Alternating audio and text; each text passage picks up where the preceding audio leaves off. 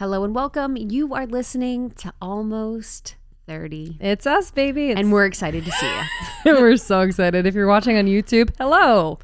I just Looking took the straight Band-Aid into the off. camera. Yeah, I just took the Band-Aid off my arm. That was so disgusting. Dude, I feel so bad.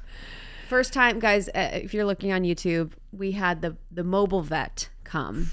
My two babies, my two adopted kitties, had their first vet appointment, and it was absolutely chaotic. It was a nightmare. It was the worst day of my life. It's so hard. It's so hard to see fucking. I had to leave the room. Think about kids. I mean, animals are the same. It's just like you love them so much. You know, they don't know what's going on. They're terrified. They're sad. They're in pain. It's crazy. It's just like, why? It was just but they got their little nails trimmed. And Good. Yeah. It was like, finally it's over, but I'm fucking cut up. I mean, I dude. cannot believe that. Yeah, they're like, yeah, you might want to monitor that. They're like, if you want to. They're like, do you want a rabies shot right now? Honestly, they're like, I think we got to do this before we go. They're like, you should maybe go to urgent care if like it gets. I'm like, okay, guys. Yeah, I got silver biotic cream. I literally said I have silver biotics. Yeah, and they're like, dude. silver's amazing. It's unreal. I'm like, I freaking know.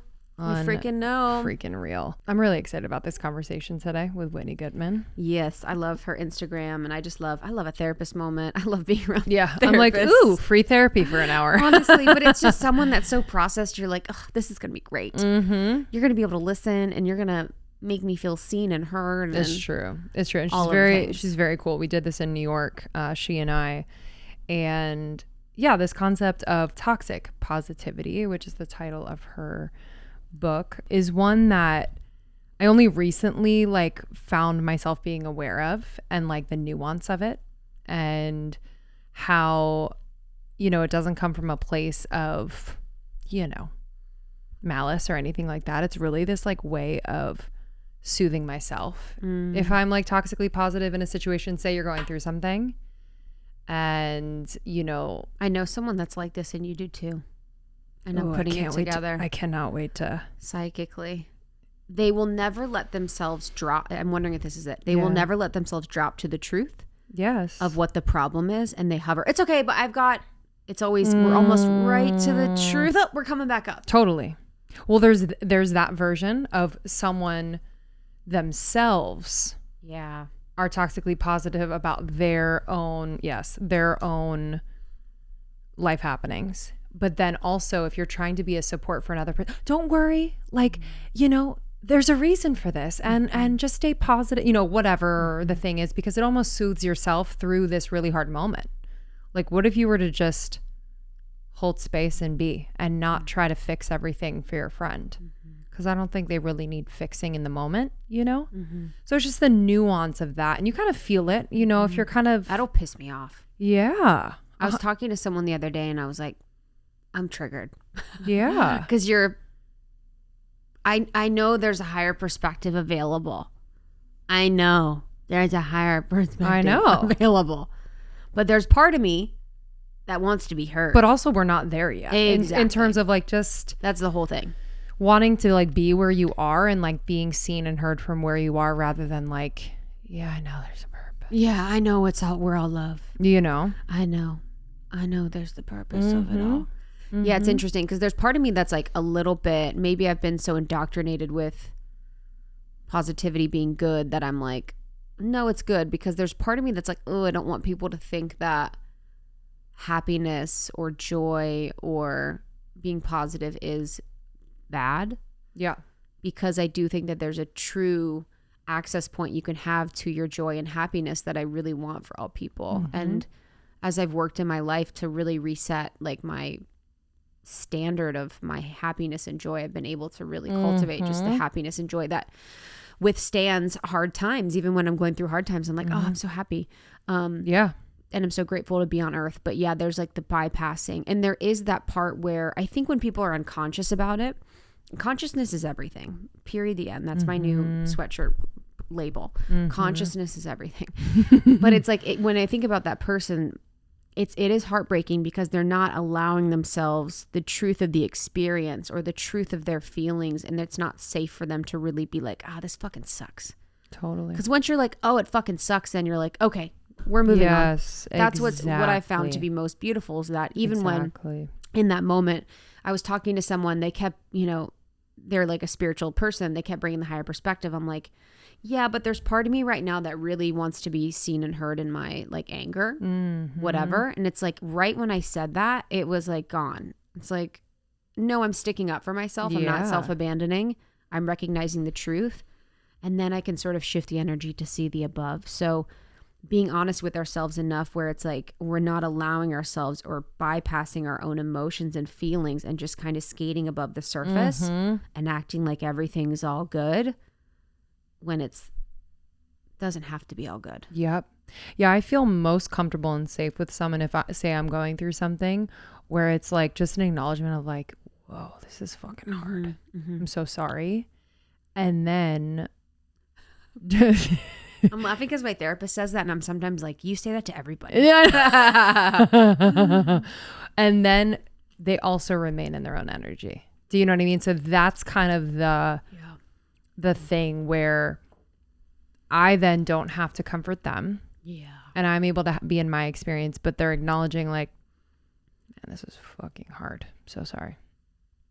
Period.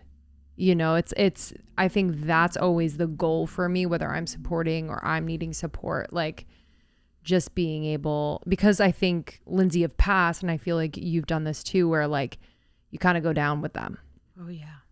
And then it becomes a little muddy because then inevitably either I'm sharing like, yeah, I went through this thing, like, which I, it's kind of, then it like chops it up and you're like, where are we?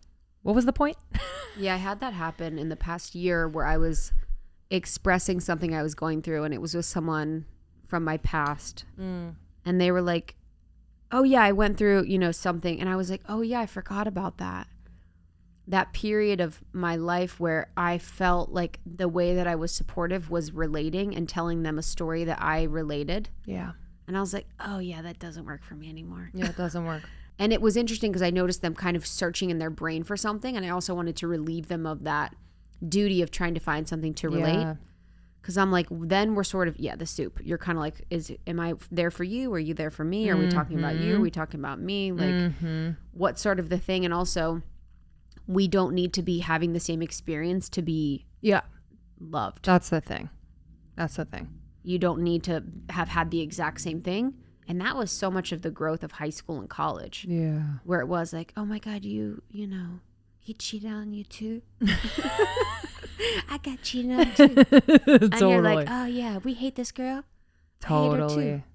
Yes. It's like total, just so warped in that way. So yeah, because you feel like the connection might be either severed or just like distance between you if you don't relate in some capacity. If you're not, it's just, you got to trust. Yep. You got to trust through that. Yeah, that's the mentality of the way that we relate and get along is by being the same. Totally. Safety and sameness. Thinking the same. If someone thinks differently, acts differently, that's unsafe. We don't like that. Yeah, I think for me, I've been thinking a lot about how I like to be cared for and how I like to be listened to. And you do this so well. You're the best at it. And my therapist does it really well. And I just know certain people that do it really well. Jenna Reese does it really, really well. Yeah. There's someone else, Shan Booty. I was with her the other night. She's incredible. And it's really like, for me, being listened to is such a body language thing. Yeah. And, it's like facing you. Yeah. Eye contact. Like, it's not allowing anything else to interfere. Temperature, people around, sound, sights, movements. And it's been interesting. My friends with kids are all incredible. And this isn't anybody, I'm not even talking about no one that anyone would know I learned this from. So take everyone with a baby out of your mind that I'm friends with. But I realized, I had a friend who has a child and was like playing around with the child. And it was hard for me to feel like we were connected in conversation because the child obviously takes precedence. Totally. And I was noticing that about myself where I was like, I'm noticing myself not speaking as much or sharing because I wasn't having the normal means of connection, which are eye contact, looking at me, paying attention, that kind of thing that makes me feel safe. Totally. And yeah, it's helped me really sort of be able to understand like, okay, these are the cues I look for when I feel safe. How can I duplicate this with partners, or how can I be more vocal and honest about what makes me feel safe? Yes, completely. And I think that's helpful, you know, in relationship. And we talk about this in the conversation of being able to express your needs so that you can strengthen your connection and create a safer environment just to be yourselves in whatever you're going through. And I find it so helpful. Like when I feel like I've been like that since we started our friendship for the most part, but like to know that about you. Yes. Then you are able to really show up in a way that's like just the best version of you within the context of the relationship, knowing that person. Yes. You know? Yes. So it's just helpful. Friendships, romantic, family. Yeah, it's like... What's interesting, because you were saying earlier on another podcast, you're like, you like touch in hard times, and you'll do that with me. So it's interesting now, you'll do that with me, and it's almost for me an indicator like, oh, you like this, and then I can do it for you too. Yes. Like, how can I then like touch you? Yes. It was beautiful with Shan. Like, we were hanging out at this Spotify dinner, and we were talking, it was like all night, and then she asked something. It kind of got us in this conversation. There was immediate like focus in on me, turn to me, body language to me. No one else got her attention. Yeah. And then even after we left, she called me on her drive home and was like, I wanted to finish this conversation. Like, I know that we were, and there was never a, here's what I think, here's a solution. It was just question asking, openness, like curiosity. It was just, and it was very, yeah, it meant a lot. It's an insane example. I love that. Isn't that? I was just like, what? She's like, I really wanted to finish our conversation. And I was like, yeah, thank you. And it's also being so aware that you're like, okay, that didn't feel complete. Yes. What do I do now? Okay, I call my friends so we can, you know, it's like being so aware rather than being swept up by like whatever's next. Yes. It's like being so present and aware that you can tend to the nuance of what's going on. Yeah. And make yourself feel good and other people feel really good. Yeah, me too, actually. I'm so grateful for friends in our lives that we have. For examples, I want to call people when I leave if we're in a moment. And really drop in, because I was like, wow, because what I shared had weight. So to acknowledge it with the extra step was like really nice. So yeah, I mean, great lessons for y'all. And this one's going to be such a good one. I love Whitney's Instagram. It's Sit with Wit. And I just want to share this post that she did that I really loved. You know, this is kind of around the toxic positivity realm. She said, instead of saying, don't worry, try, what is worrying you the most? Which part are you worried about? Want to talk through what you're worried about. Whatever happens, I'm here for you. It makes sense that you feel that way. I love those. I really love the inquiry instead of the shutting down of like, nope, don't worry. And if we think about body language, and if you're on YouTube watching, it's like going forward and you put your hand out. Yeah. You're like, don't worry. Stop. Yes. And you're like, whoa, not okay to feel. Yeah. Not safe to have emotions or expressions. This is the story of my life. Yeah. So it's like, how does that stopping affect you when it's really like, okay, what's actually going on? And then also giving your relationships, children, that person the opportunity to be like, what is it? What is it? I'm worried, or like, I'm stressed. What is it? I've had 4 cups of coffee today. You know, I've only scrolled on my phone. Yeah. Maybe it's that. And getting curious rather than being so attached to what you think it is. Yeah. You know, whether, you know, if you're supporting a friend, it's like dropping what you think it is and what you think the advice should be that you offer, and just asking questions. I feel like it's so powerful and really, helps your friends stay in their own energy and figure it out for themselves while you're there lovingly holding, you know? 100%. Love this one. Thank you, Whitney Goodman. The book is Toxic Positivity. Y'all are going to love this one. I asked all of your questions, and she's just great. Can't wait. Almost30.com for any more information about Almost 30, our courses, programs, our partnership discount codes, information about Lindsey and I. We have a blog. So if you want to read more about some of the episodes that we share, we also have Morning Microdose. Morning Microdose is our fave. It is every day of the week. the weekday. And it is episodes that are between 5 and 15 minutes. So it'll set your day off right. And it is just the meat of the conversation, the juice.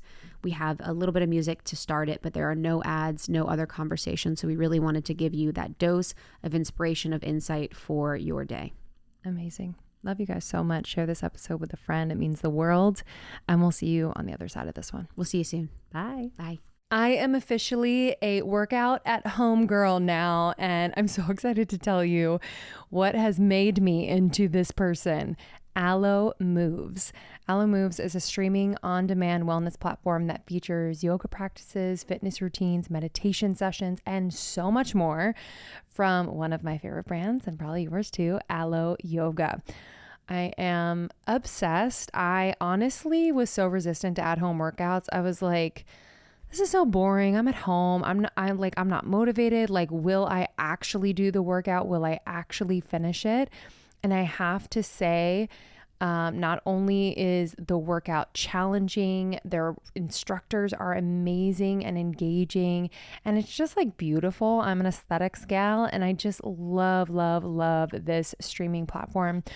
All their quality studio style classes inspire me so freaking much to take care of my whole body, mind, body, spirit. I really love the fact that they take into account that it's not just our bodies that we're working out, it's also our mind and spirit. So I know that if I start my day with Alo Moves, I'm going to be feeling so, so good. I'm going to have a great day. And it's great because they have something for everyone. So whether you're a beginner or advanced, yoga to bar, Pilates, cardio, and HIIT classes, they have relaxing guided meditation, sound baths, and breath work. Truly, you can design your own adventure, go day by day and be like, what am I feeling?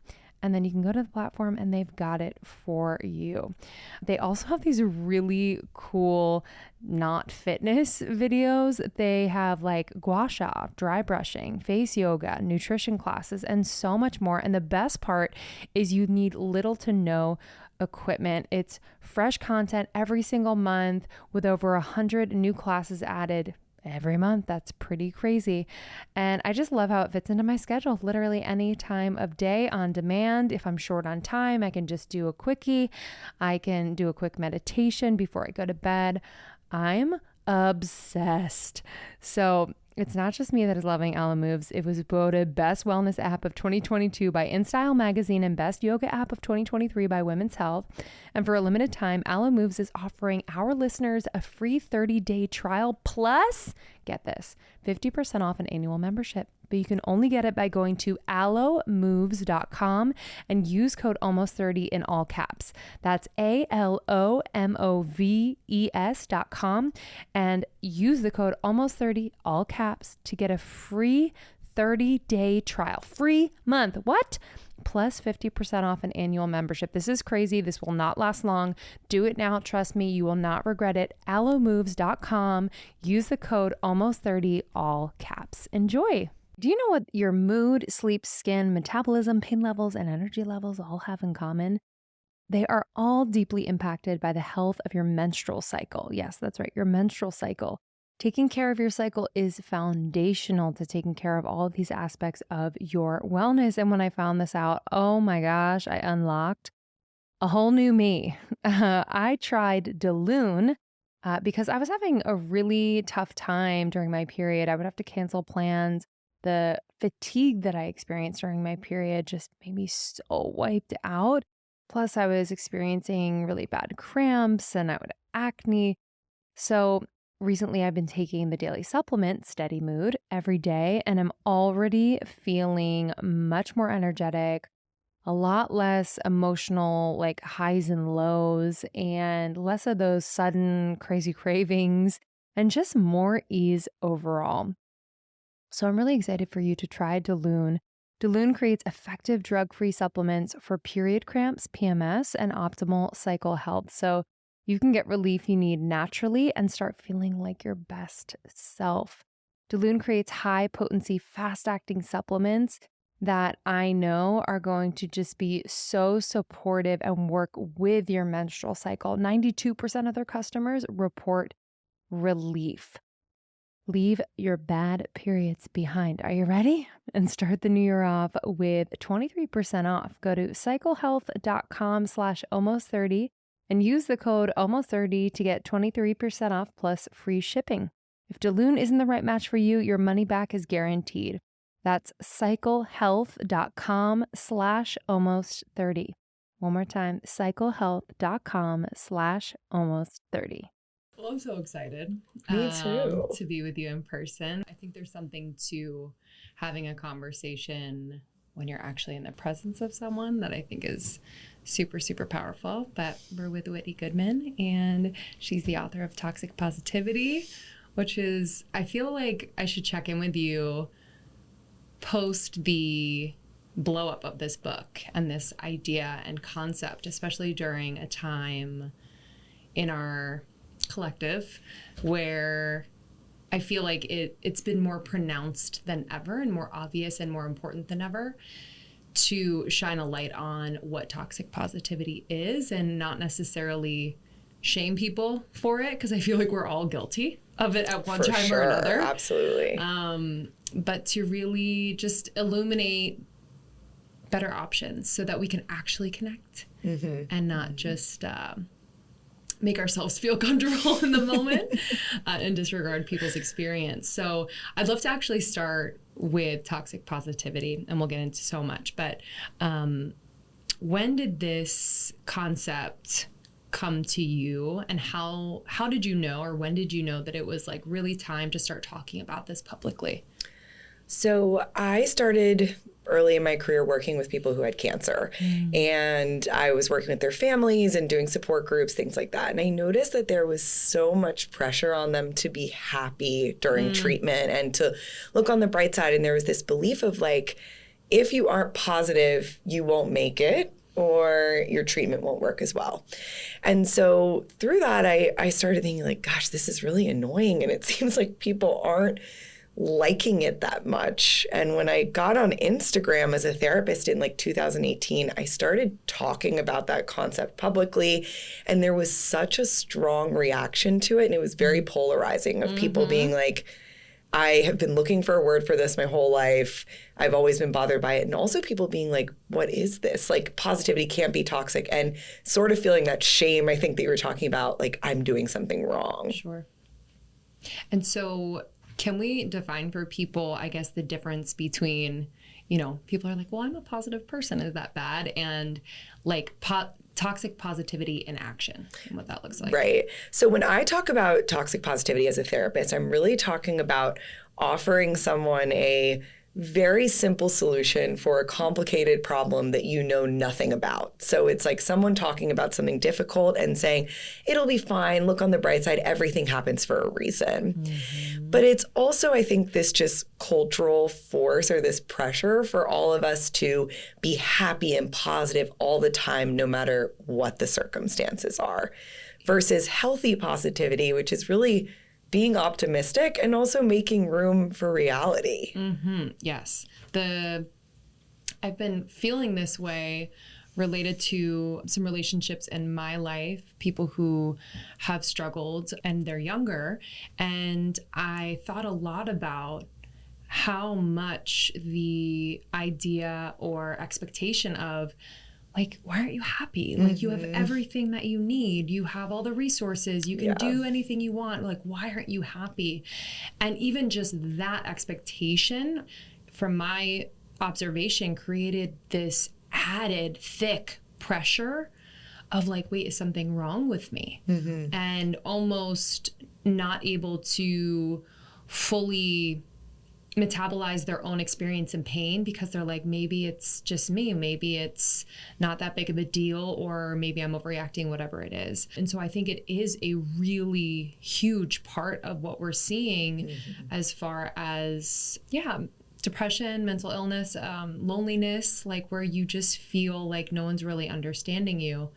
Have you seen an uptick in that, like over the last few years, or is it just because we're talking about it now? 1,000%. I think it's also just like the age group now that's sort of living their life out on social media. Oh my God. And we're part of that, right? So I can so relate to what you were just saying, that around all these milestones in my life, you know, when I graduated, when I got married, when I had my first child, I was like, this is supposed to be an only happy and positive experience.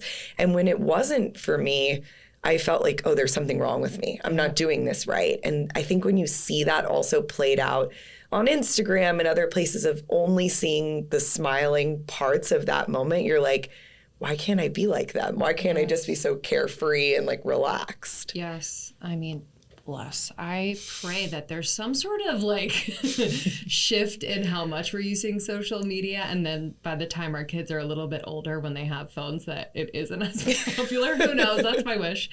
You heard it here. But yeah, I completely agree. I'm thankful that I didn't grow up with Instagram until college. Mm-hmm. Was it college? No, actually, I think it was right after college, I got Instagram. So I'm thankful for that, because I literally don't know where I would be emotionally. But can we talk about examples? Because I think it's been so helpful for our audience to learn the language. I think words are so powerful, and the way in which we communicate, though it doesn't have to be perfect, I think with the right tools, we can kind of get that into our languaging and our body more so.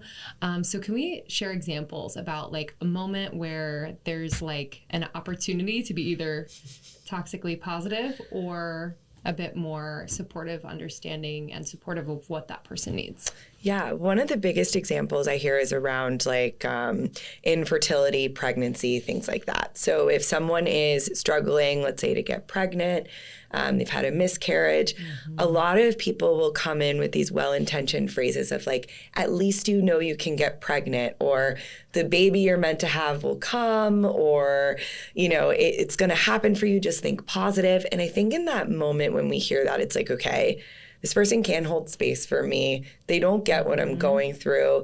And what I'm dealing with is too heavy for them. And so that's a moment where I encourage people to be like, how can I try to understand this person a little bit more and validate them and show empathy instead? Yeah.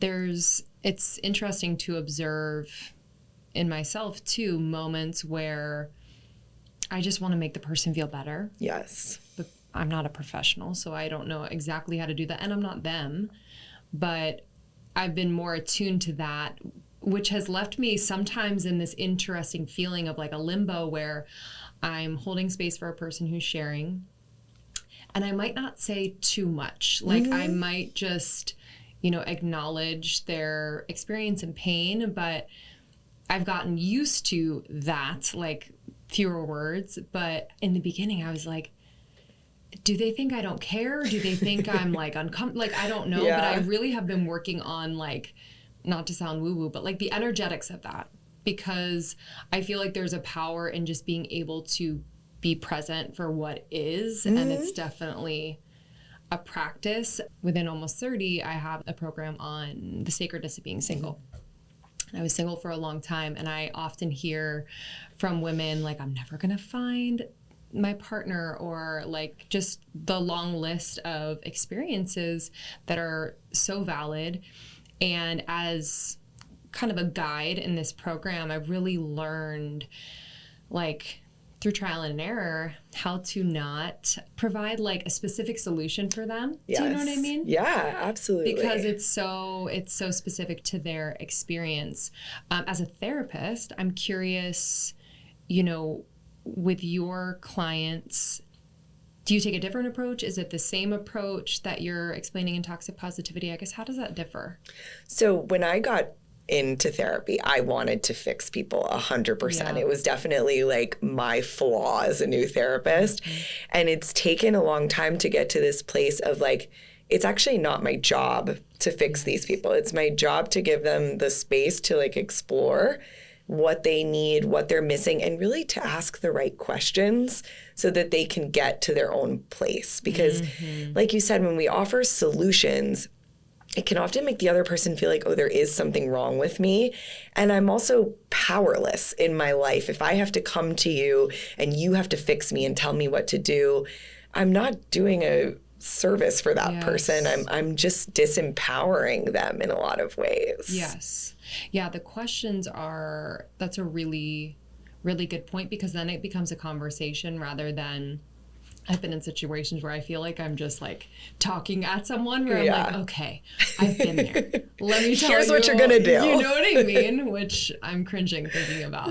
Can we talk about some of those questions? So if someone comes to you and says, you know, I've been on 40 dates in the last 6 months. Like, I feel like I'm not connecting with anyone, and I really feel like there might be something wrong with me, you know, that kind of scenario. What might be some questions that a friend could ask that person?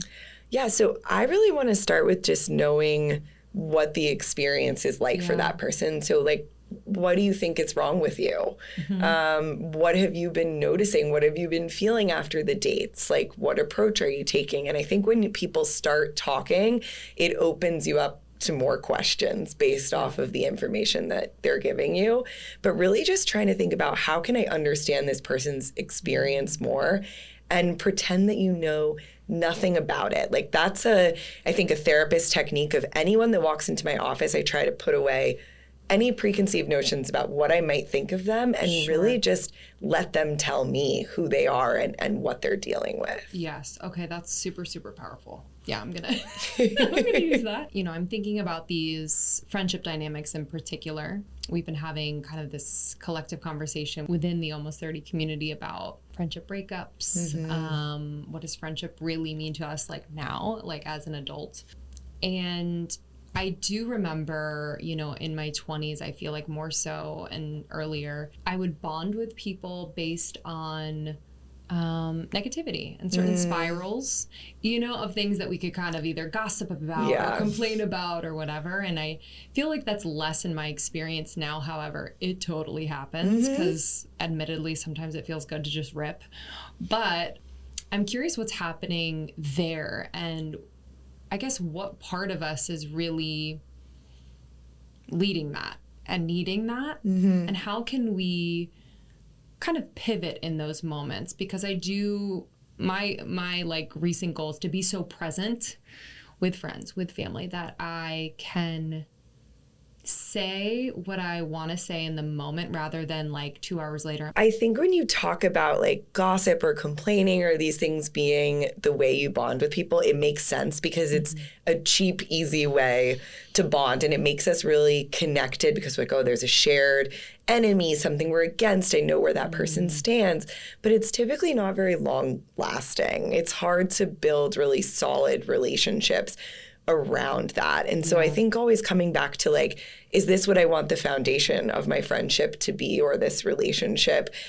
If we focus on this, it might be the only thing that we share. And also looking at, how do I feel after I walk away from these conversations? Like, I know I'll meet with friends and get home and be like, oh, why did I say all that? You know, like, why did I get pulled into talking about so-and-so? I don't want to do that. And I think that's like the best feedback you can give yourself, and also noticing who are those people that bring that out in you. Yes. Yeah. The body sensations I have been getting at 100 lately. So, I'm curious, you know, in your therapy, do you find that is everyone experiencing body sensations and they might not know how to translate them, or is it maybe the more sensitive?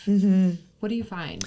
I've worked with people who are totally out of touch with like what's going on in their body. Like that's usually where I like to start with people, is figuring out, do you know how to label your emotions? Do you know what you're feeling? And I've had clients say to me, like, I didn't even know that my emotions were a body thing. It's only like their thoughts for them. And making that connection, I think for anybody that's done that through therapy or in their life, you realize how huge that is when you can tell, like, this is what anxiety feels like when it's coming on. This is what depression feels like. Then you don't get sucked under so much because you see the alarm bells like going off. Yeah, the intelligence of the body has like, I didn't really get it until I got it. You know what I mean? So yeah, I can't emphasize that enough. Do you have like just last thing on the body, like, do you have a practice or something you would suggest to someone who's like, yeah, I don't really think I'm feeling connected to the body?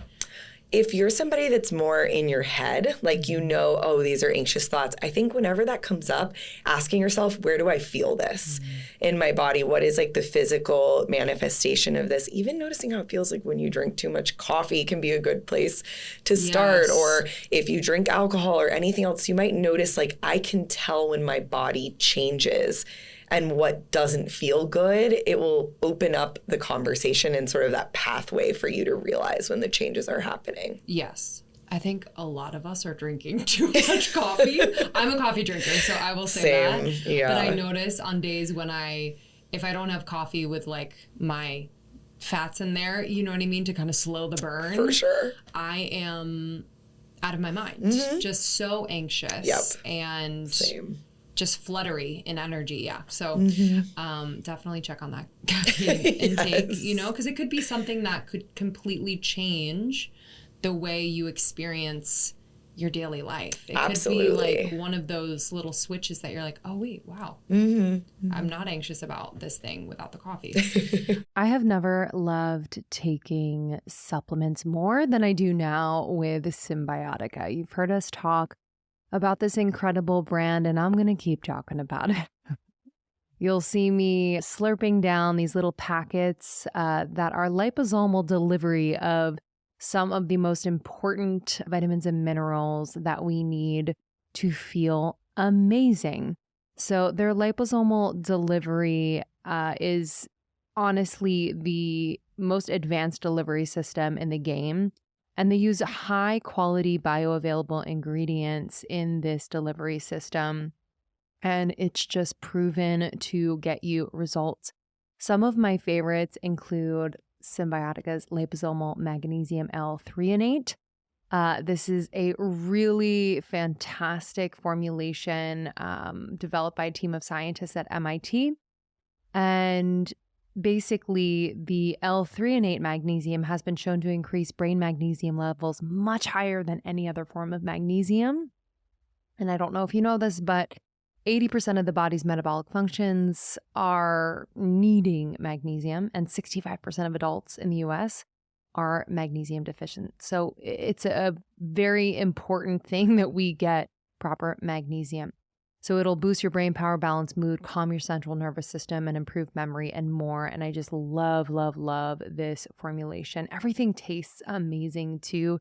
Flavors like vanilla chai, orange cream, citrus berry, like all of them taste amazing. I also love the liposomal glutathione.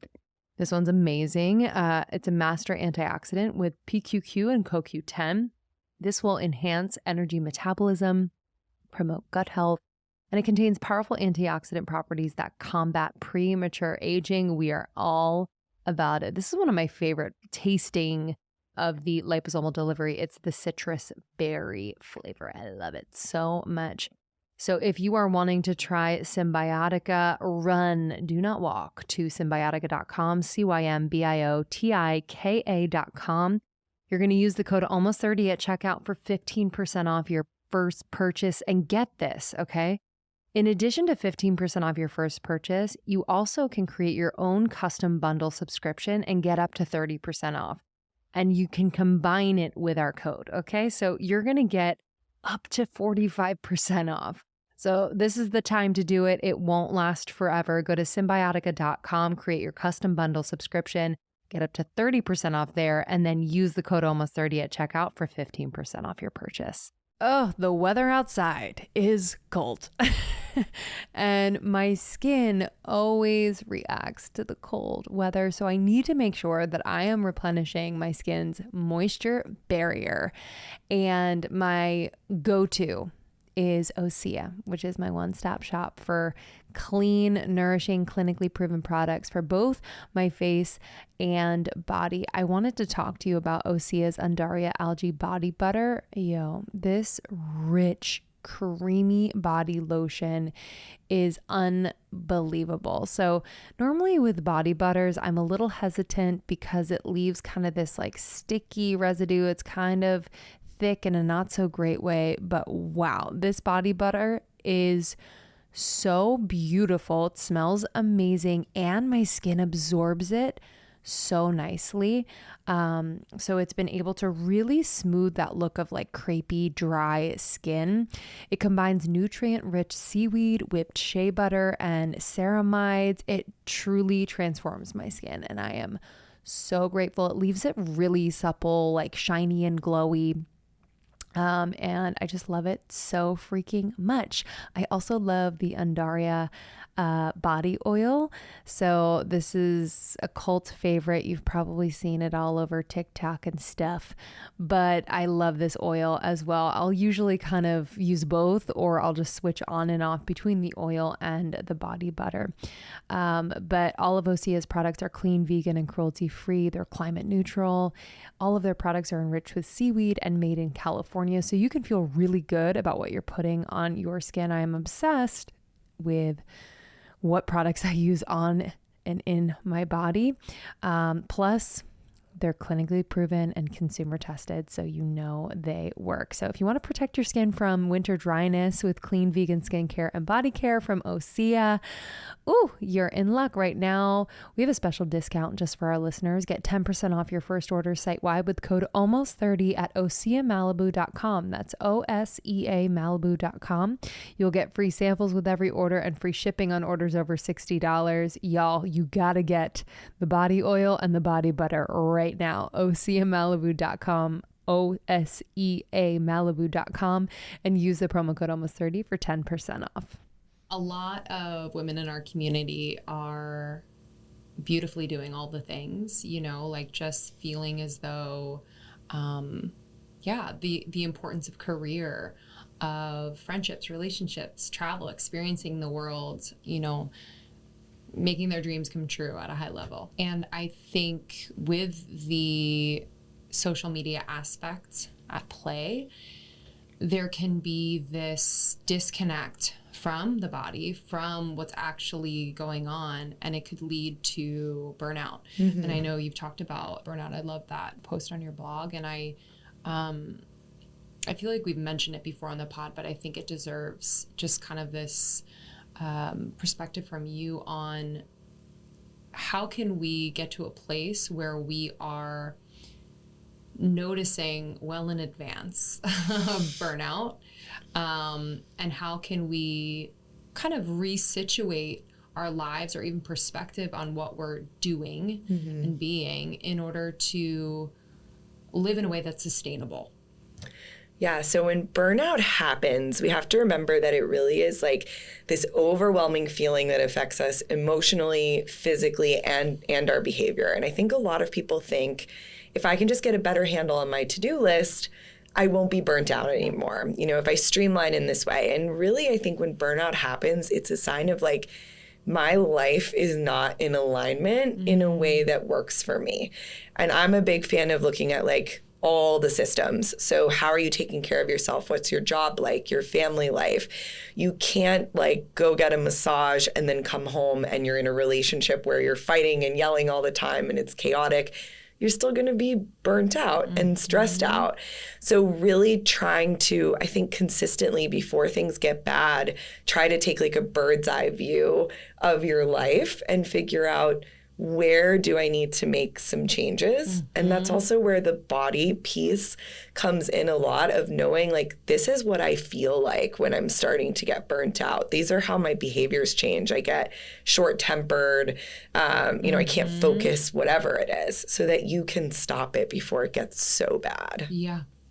I'm curious what you would recommend. Like, I feel as though I go through sprints, where I'll have a period of time where we're just like doing the most, and it definitely can lead to burnout. But then there's that like ample time of not that much going on and rest and opportunity to do that. I'm like curious if that is healthier, or what your thoughts are on that, because I do know that a lot of people out there are entrepreneurs, so they might like batch and do these little marathon sprints for their whatevers, which we do too. So I'm just curious your thoughts on that. I think that can be totally healthy if it works for you. Like, I'm somebody that likes to work a lot. It feels good for me. Yeah. I think I get excitement from it. And so I would never tell somebody like that, like, oh no, you need to relax more, if that wouldn't be powerful for me. It's all about like, what does my nervous system feel like based on how I run my life? Am I in line with my values? Am I doing what's important to me? Because then even if you're tired, you're like, oh, it's worth it. I want to be tired. I like what I'm doing. And I see an end goal. There's a finish line here at some point. Yeah, I think that can be mentally very important, where if I know that this is just for a period of time, then I'm not like dooming. I'm like, oh my God, this is my life. Like how, 1,000%. And I think oftentimes those moments where, you're evaluating at a bird's eye view, like all the systems in your life. And anytime that I've done that, it usually means I have to either have a hard conversation, I have to be really honest with myself and make a change that might be a little bit uncomfortable, or something else that I don't want to do. Can we kind of like walk us through, is it a one at a time thing? Is it, because I tend to resist those moments because of the discomfort, and it almost adds more stress, but literally every time I've done it, it's, like a pressure valve just releases. How can we approach the systems in a way that feels manageable? So I totally get how it could feel overwhelming to be like, where do I even start? What do I have to change? That I think it has to come back to, again, your values. Like, what is most important to me right now? And that's going to change throughout your life. Like we're talking about in your 20s, your values are totally different than in your early 30s, mid 30s, whatever. So looking at what are the most important areas of my life? How do I want them to look? And I think when you divide things up into piles, it's easier to look at them and then say, okay, I'm going to approach, family life first. That's really important to me. And so how am I going to prioritize that? And even looking at your calendar of like, am I focusing on this really important thing to me, and how much? Yes. Yeah, the priorities thing, that was like a piece I think I had to be really honest with myself about, because I think I could tell myself other things were a priority because either I saw it on social media or, Krista thought it was important and I don't, it's like all these different influences. So my alone time was super important for that, where I'm like, okay, how do I feel? Because I'm picking up on what everyone else feels.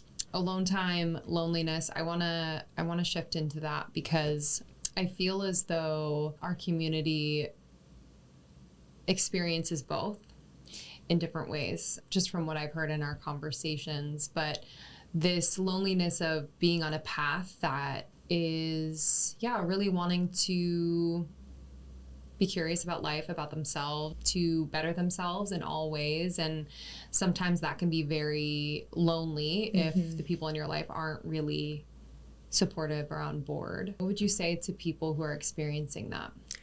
So loneliness to me is a feeling of being like disconnected, of feeling isolated. You can be surrounded by people, of course, and still feel lonely. So in that situation, I would again go back to like the values of, I surrounded myself with these people who I may no longer share the same interests with, or maybe they don't value the same things that I do. And that's really painful. There's like a grieving process that happens there.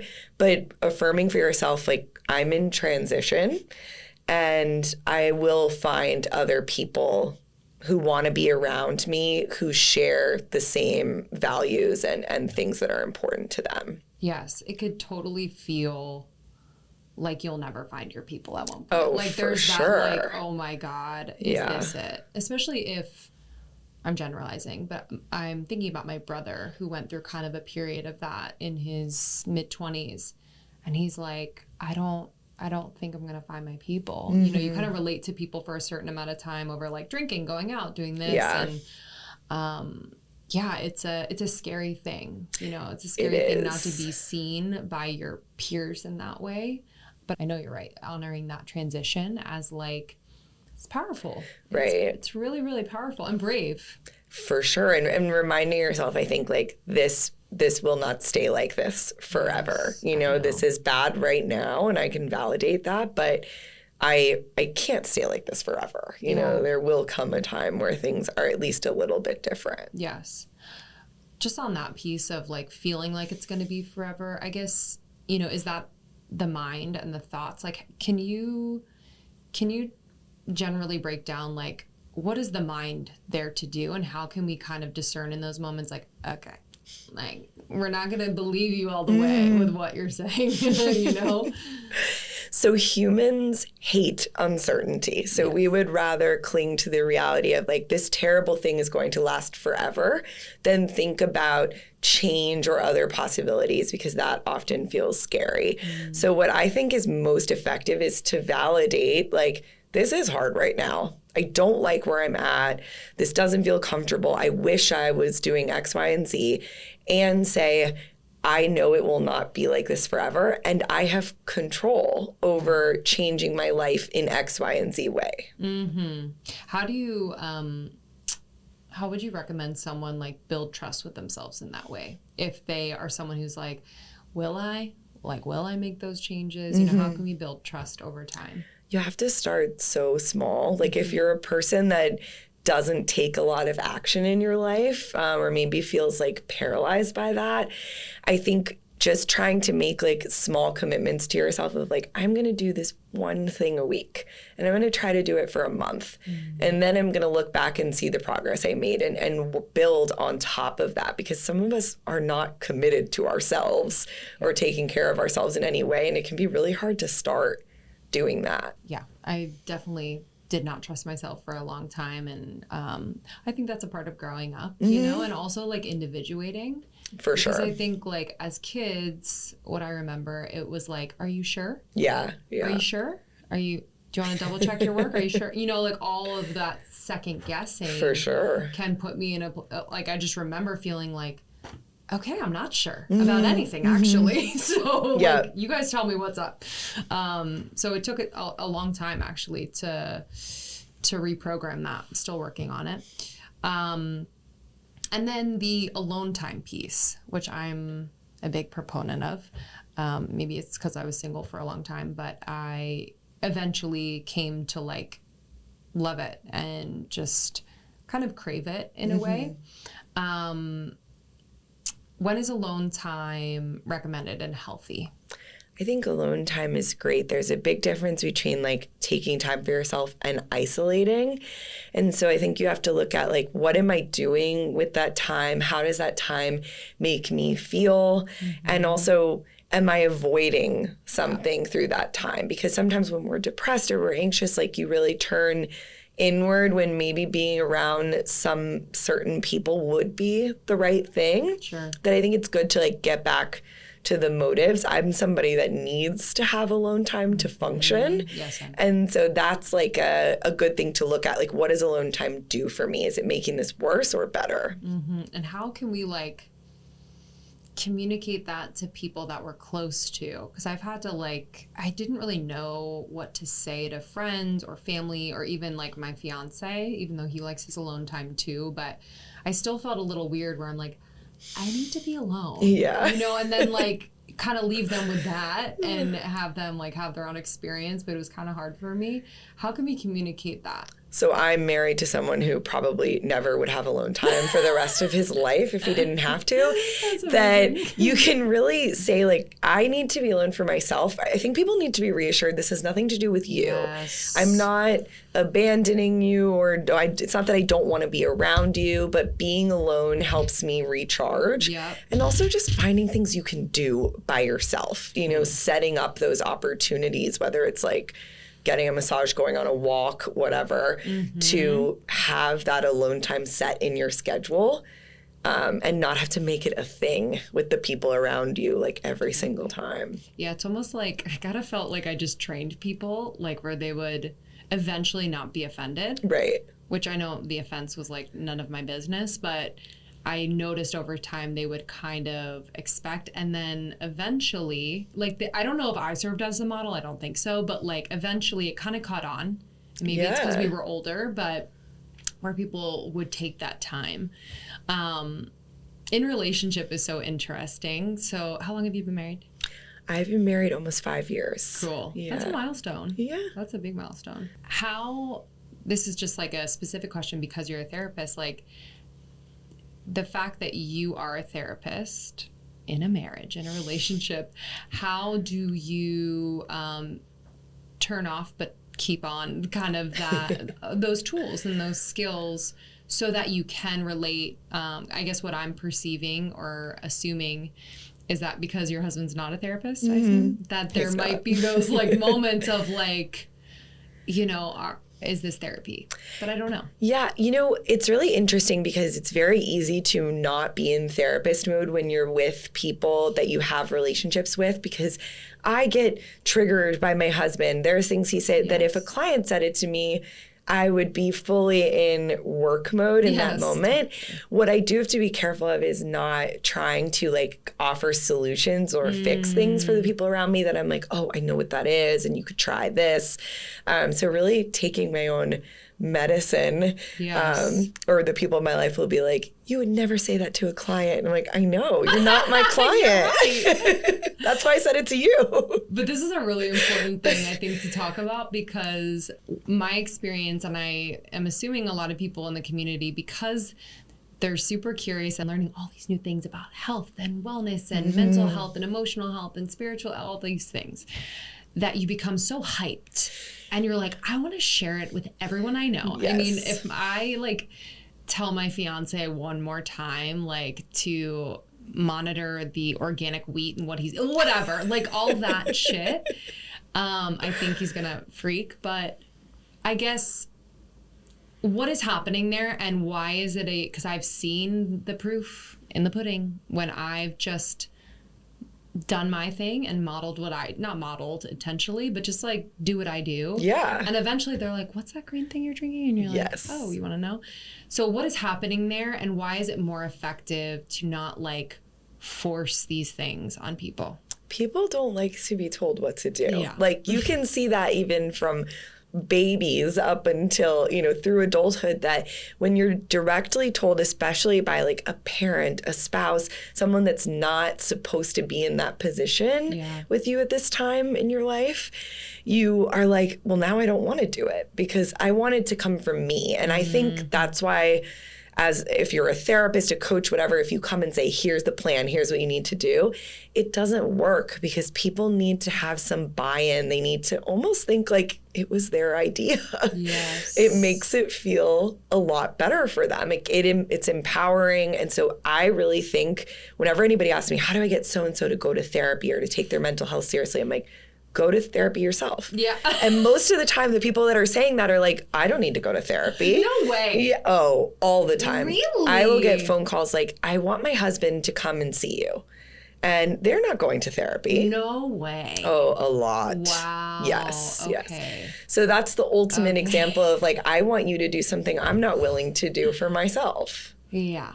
Which is a problem. Yeah, 100%. And then also within doing the thing that you're kind of suggesting to people, you understand the nuance of the experience for yourself. But like, I don't know, it's just having gone to therapy for like 4 years now. And yeah, I've had a very specific experience, and also know that like I had to be ready to go.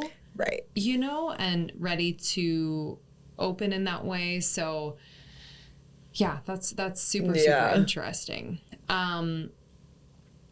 So I actually wanted to come back around to toxic positivity, and I'm curious too if there's like a body language thing happening too, if you're in person with someone, anything that we can be mindful of.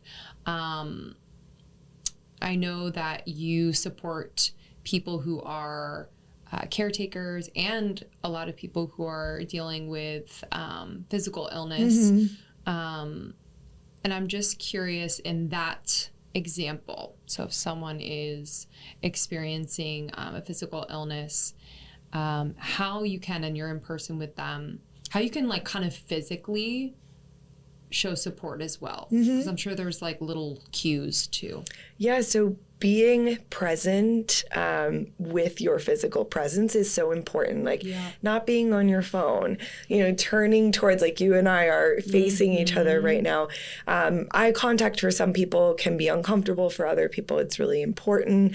I think always asking, like, can I put my hand on your back? Like knowing that people in your life who like physical touch can be super helpful, and not looking like they're scaring you. Like I think a lot of us get really uncomfortable in those situations, and it's because we're feeling that urge of like, I need to fix this. I'm so scared for this person. And I think that's what's so scary for people going through a hard time, is a feeling like I'm a burden and people are afraid of what's happening to me. Sure. And so just being able to show someone, like, I think that's what's so cool about going to therapy, is it's like, I'm here with you. I'm not scared. I'm not going to go anywhere. I'm not going to get overwhelmed with what you're telling me. And that is like huge when you're going through something bad. Yeah. And I can imagine that, there might be a thought from whether it's the other person who's not sick, might feel like kind of mirroring the fear or mirroring the surprise, or like all the things might help. Like I remember Krista and I have done this, like in the community, where we'll have someone share and it might kind of tug at our heartstrings. And sometimes this in the past when we would say like, oh, kind of have this like physical reaction and sounds, which I don't think is inherently bad, but there is kind of this like drop into their experience that would happen where I don't know if it was as effective as it could have been as like a supportive person. Yeah, it depends on what the purpose is of the exchange, right? Because there are sometimes where it's like, you are supposed to be the rock for that person in that moment. I think particularly like if you're a parent or you are a caregiver in some way, it's like you kind of are supposed to be like strong for them in certain ways when you're with them, but also be able to validate what you just did of like, what you're telling me is difficult. And that's where the toxic positivity piece comes in, that I'm not going to be like, well, it's going to be fine and you have nothing to worry about, when someone's really telling you, I am struggling. Yes. Okay, whether you work for yourself or you're part of a team, your brand has to say a lot in this day and age. There's so many brands out there, and I'm really excited to introduce you to a brand. If you haven't heard of them before, they're called Issue, and they help you tell the world just how incredible your product, experience, program, you name it, that your offering is. You can put new life into static content by transforming brochures, newsletters, catalogs, magazines, and more from flat PDFs into interactive digital publications and social posts for your audiences worldwide on many different platforms. You created content, and now it's time to put it on your website, on social media, but you really have to reformat it for all of those. And that's what Issue does. You create once, and then they will help you share it everywhere and optimize it for every platform. This is an all-in-one platform to create and distribute beautiful digital content. Again, from marketing materials and magazines to catalogs and portfolios and so much more. I actually used it for my Sacredness of Being Single program. I was able to create a beautiful how to date yourself guide that people could reference and go through. And the experience was just really nice for them. They were like, wait, this is not just a PDF. I'm like, no, this is an experience. So if you are a solopreneur, a designer, if you're a part of a team, anyone who wants to create and share engaging content, you must try Issue. And you can start trying Issue for free. Try it out and then explore premium features that offer a more customized experience. That's what we use. The premium features really get us what we need. Get started with Issue today for free, or sign up for an annual premium account and get 50% off when you go to issuu.com/podcast and use the promo code almost30. That's issuu.com/podcast and use the promo code almost30 at checkout for your free starter account or 50% off an annual premium account. It's worth it. Do it. We love it. That's issue.com/podcast with promo code almost30. where can we kind of bring in positivity as like a positive tool? Because I think a lot of our community is into manifestation and all of those things and the power of positive thought. So where do you kind of weave that into working with your clients? I think we can engage with more positivity if we're able to first recognize what's going on with us. And so the positivity doesn't really work. And this is reflected in the research when we're using it as a way to dismiss, minimize, or like cancel out something that we're experiencing. It just intensifies that. So I first like to start with that. And then I think a lot of people use manifestation, positive thinking, because they want to have control over their life. They want to feel like they can get the things that they want. And that's powerful. So I encourage people to think about like, I'm deserving of this, I want this, and also what do I have to do to make that happen? Like I think agency, power over your life is one of the most underrated tools out there. Yes. 1,000%. You can't just think something into existence. Where exactly, which I see a lot of that on the internet lately, and I'm like, they're oh like my gosh. Vision board, though, yeah. and I love a vision board, but yeah, there is something to getting very honest about the pieces that are kind of playing under the surface or possibly like directing what is happening in your experience. We recently talked to Dr. Schwartz, the founder of IFS. Yes, big fan. I know, me too. And it's just really fascinating work. So our audience is kind of just being introduced, or at least most of them. But working with the parts in the toxic positivity sense, what have you seen as like the types of parts activated that would kind of default to toxic positivity? So if we're talking about like, I want to give toxic positivity to you, the parts I think that would be coming up are, I want to control this. There's a part of us I think that's very scared, fearful, uncomfortable.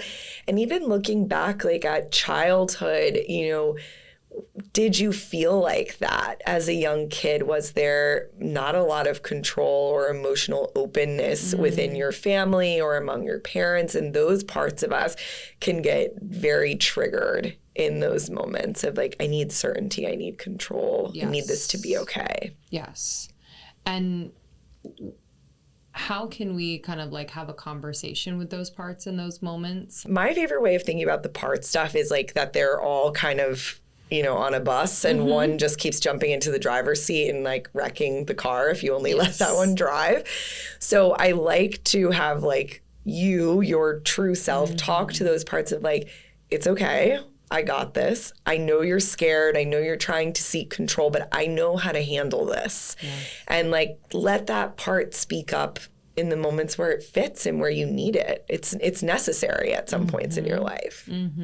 Yeah, when I realized that there was like different aspects of myself coming forward in different moments, I almost felt more empowered rather than being like, oh my gosh, that is like who I am. Right. The over-identification with the parts was something I was doing where I'm like it's all of you, that one part. Yeah. It's cool once you can see them coming out and you're like, all right, no, you need to move back. Totally. Like, back of the bus. Like there's a blanket back there. I'll tuck you in. Exactly. I'll call you when I need you. Totally. And I kind of find, you know, just sticking with the parts piece, it's especially during like life transitions, I find that like one or two kind of want to rear their heads, and whether it is control the situation or skew the transition in life as something that's scary and negative. Can you give an example, whether it's from your own life or a client's life, of like a life transition or milestone where a part or a few popped up and tried to sabotage? Or yeah, I mean, I just had my first child a year ago. He just turned 1. Oh my gosh. Yeah, Congrats. and that was a life transition that truly knocked me out. I was not prepared for, and I would consider myself somebody that navigates life transitions pretty well. Yeah. So in that one, I was definitely like feeling unprepared, unqualified, you know, not ready, like also some of that loneliness, like all these pieces of you coming up that I think in those stages, whenever you're transitioning, whether it's marriage, whatever, you have to remember like there is a transition period. You don't just get to like wake up and have a baby and the next day be like, now I know how to be a mom. Like it takes a minute. And so giving myself finally like a year in the permission to be like, I'm just figuring out how to do this the same way I figured out how to be a teenager, an adult, all those things is good permission. Yeah. I can only imagine because I haven't had kids yet, but did you find yourself, because I think this is super relatable for people, new moms especially, did you find yourself like overwhelmed by what you should do, like kind of what was being told to you, or was it more internal? What was that experience like? I think it was a mixture of both, like especially because I was working and I had a career, like I felt like I needed to just get back to my old self very quickly. A lot of like, how's my physical body going to get back? Like mentally, your marriage changes, like there's so much, and the people around you, like they're not changing when you're going through this big thing. So it kind of feels like you're going through like puberty again or something really bizarre that I think for me, it was just like, I was like, why does no one else notice like how difficult this is? Yes. You know, just with like that transition with your husband, like, you know, obviously bringing a new player into the relationship and the household, but also, just like shifts in who you are now and who he is now and all of that. Have there been positive ways that you found supported the transition? For sure. I mean, we have had so many conversations, and I think that's like the most important thing is being able to call out like, this isn't working for me anymore with like this transition. So I naturally took on a lot more of the childcare responsibilities, even though we're both working full time. Sure. So that was a stage where it was like, okay, I need you to take on these tasks that didn't used to be yours. And I think navigating the transition for everybody that's involved and holding space for the fact that it's hard for both of you in different ways. That was hard for me because I was like, I gave birth. Totally. I was the one that did it, but it's also hard for the other person, you know? Of course. And not getting into and your like attention is on exactly. Yeah. Know? And that's, you know, that's hard. Like it's a change in dynamic. And so I think not trying to compete with who has it worse. Totally. Oh, that's a good one. Is hard. Yeah. That's a good one. Yeah. On this relationship piece, one of the things I wanted to touch on was, because I find myself doing this, this idea of explanation versus defensiveness. Yes. And it's such a nuanced thing. I'm trying to think of an example. Of course, I can't think of one, but I'm planning a wedding. But like, it's been quite in flow and easy for the most part.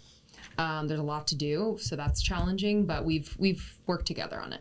But there are moments where I feel as though like his opinion or what he wants, I'm like, or he says something about what I'm doing or how I'm acting, and I'm like, oh, wait, you know, I'm very defensive.